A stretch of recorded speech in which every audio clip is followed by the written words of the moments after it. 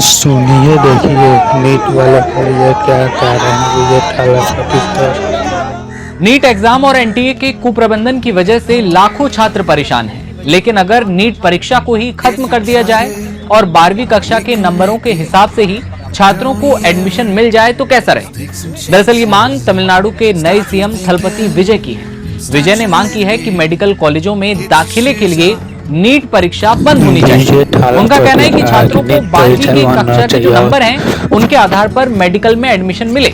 इससे हर बच्चे को आगे बढ़ने का बराबर मौका मिलेगा। तमिलनाडु के मुख्यमंत्री विजय ने सोशल मीडिया पर इस एग्जाम के पूरे सिस्टम पर सवाल खड़े कर दिए और साफ कह दिया कि नीट एग्जाम के इस पैटर्न को खत्म कर दीजिए। कहा कि पेपर लीक की खबरों ने पूरे देश को हिलाकर रख दिया है। विजय ने याद दिलाया कि साल 2024 में भी पेपर लीक हुआ था और 6 राज्यों में एफआईआर दर्ज की गई, जिसकी जांच बाद में सीबीआई को सौंपी गई और इस बार भी वही हुआ है। इतना ही नहीं, इसरो के पूर्व चेयरमैन डॉक्टर के राधाकृष्णन की कमेटी ने परीक्षा सुधार के लिए 95 बड़े सुझाव दिए थे।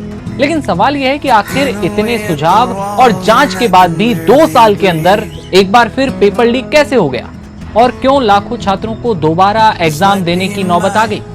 थलपति विजय ने कहा कि ऐसी घटनाएं उन बच्चों का भरोसा तोड़ देती हैं जो डॉक्टर बनने का सपना लेकर दिन रात मेहनत करते हैं। दरअसल तमिलनाडु लंबे वक्त से नीट परीक्षा का विरोध करता रहा है। राज्य की लगभग हर सरकार ने केंद्र से ये मांग की है कि मेडिकल एडमिशन 12वीं के नंबरों के आधार पर हो। तमिलनाडु का तर्क है कि नीट जैसी परीक्षा ग्रामीण और गरीब छात्रों के साथ अन्याय करती है, क्योंकि कोचिंग सिस्टम अमीर छात्रों को ज्यादा फायदा पहुंचाता है।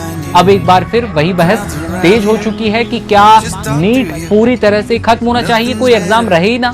क्या मेडिकल एडमिशन सिर्फ बोर्ड परीक्षाओं के नंबरों से होना चाहिए या फिर परीक्षा सिस्टम को मजबूत और ज्यादा बनाना चाहिए।